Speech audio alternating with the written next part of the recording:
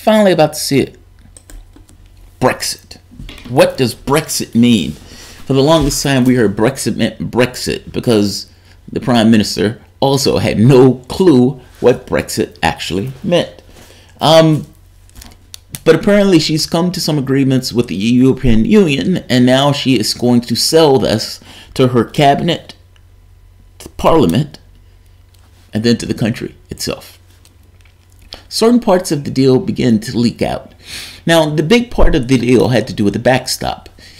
Britain is going to go through a transition period, and if at the end of that transition period they haven't necessarily come up with their backstop, solution to get a trade deal, well, the backstop has been agreed to. This backstop is going to be the focus of a lot of ire and hatred. Boris Johnson said this is quote-unquote vassal state stuff.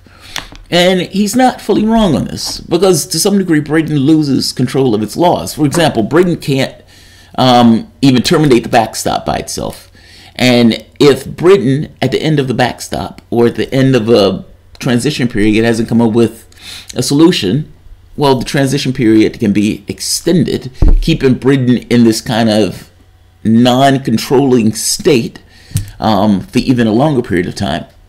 So let's take a look at some of this, because it is interesting. It's very interesting. At least I think so. So first, Number 10 has been summoning elements to pressure sessions. Now, what I mean by pressure sessions, Theresa May has been calling people in to talk, which you know, if they're being called one-on-one, that these are pressure sessions.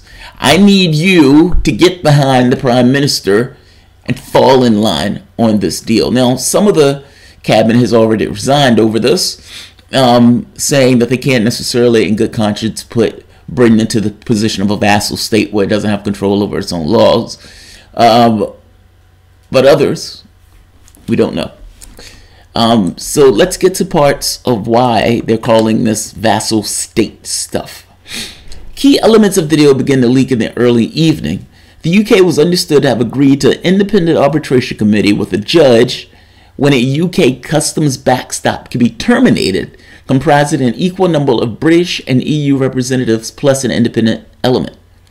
This will mean that Britain doesn't have control over its law. This is something that supersedes British law. This is to some degree why they're flipping out over this. But there's more. Right here.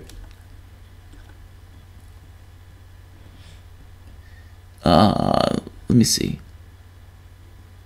All right.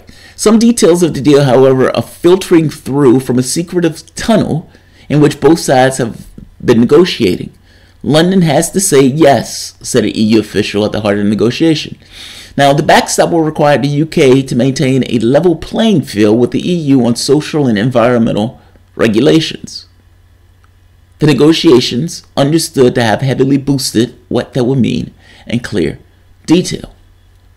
Well, it would to some degree mean that Britain doesn't have control over its own laws. I hope you can understand why they're making the argument about this whole vassal state stuff. Now, to be fair, to be very fair, these guys want a no-deal Brexit. Like when we're talking about people like Boris Johnson, he wants a no-deal Brexit. But Boris Johnson is completely detached from the consequences of that action. Boris Johnson is going to be okay in all of these situations where there are some people who may not be, at least for the short term. Long term, Britain probably can recover. I guess my point is, they're part of the Brexiteer bunch that want a Mad Max Brexit. That said, there are elements that Theresa May needs to pay attention to, like the DUP, because the DUP is propping up her government. You can understand the problem here, right? Northern Ireland is staying in the European Union. Britain is leaving. Now, unless they want a border separating Britain and Ireland, they need to come to some agreement. Otherwise, the EU will strongly push for a border between it. And it makes all the sense in the world. Why? I mean, after all, if Britain says, yes, we want control of our laws, we want to change our laws, great. But we have standards and we have rules in the European Union that you must abide by. And if you're not going to abide by those standards and rules, you're not going to have access to a single market. So what do you want to do? You want to have access to your rules, or you want to fall in line? So to some degree, you can see the problem here. Now,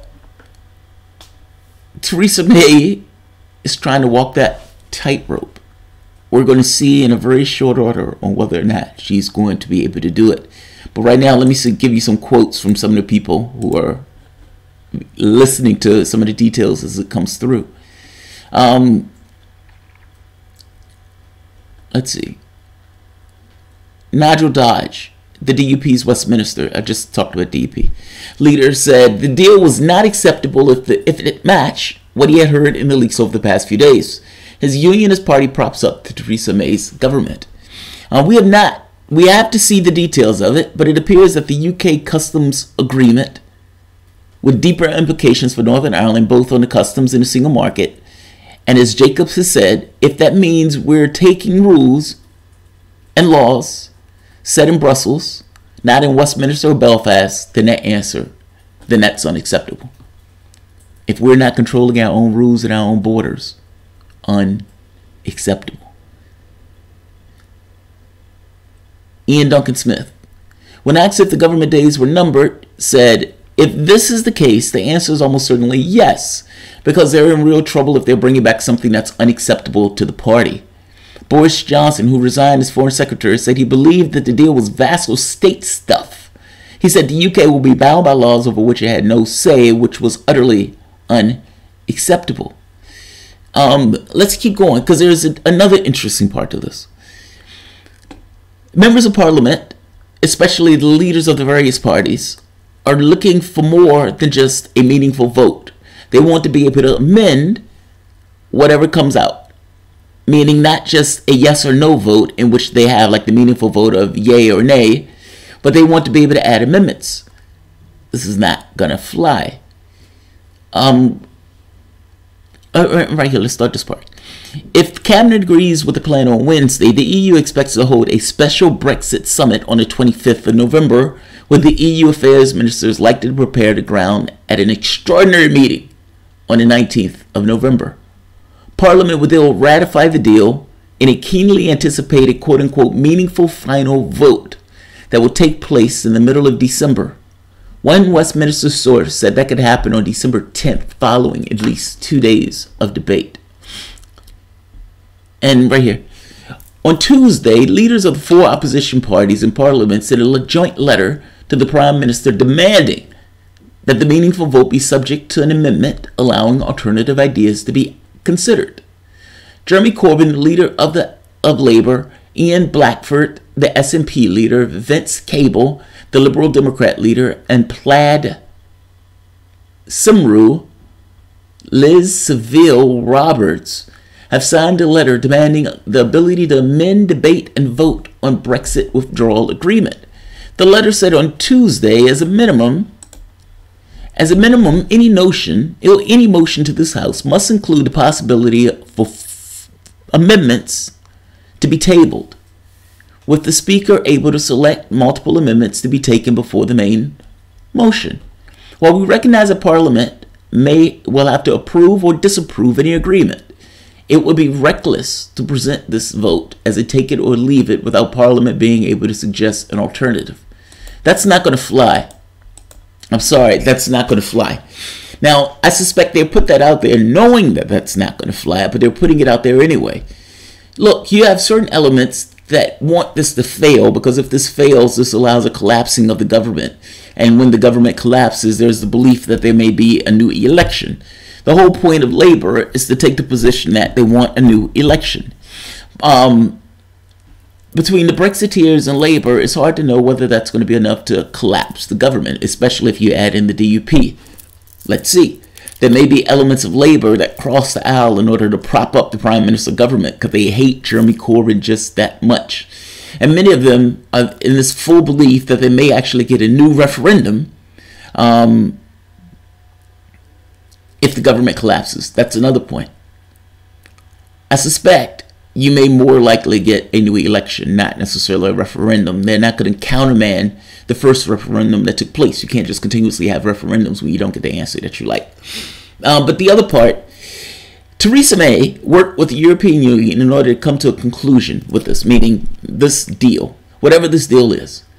They're not going to be able to add amendments. Theresa may have gotten, let's say, X and Y, and then you have people adding Q, P, Z, and all this other stuff. Well, that's not going to fly. The European Union has worked out an agreement with Theresa May. It becomes an untenable arrangement if continuously amendments keep continuously being added to this particular deal. Most likely, that's not going to happen. I severely doubt that that's going to happen. So, I'll end this here. I hope this gives at least a basic idea of what's taking place from the standpoint of the meaningful vote, from the standpoint of how people are perceiving this as being vassalage, especially the Brexiteers, and for that matter, the perspective of the other labor leaders or leaders of the other parties that are trying to, you could say, get their say in this particular Brexit deal. Stay tuned. We're about to figure out what Brexit actually means. Either way, it looks like Britain is going to be not getting control of itself, at least for another couple of years, and maybe even longer. But we'll see. Thanks all. If you enjoy the content, please feel free to share, like, subscribe.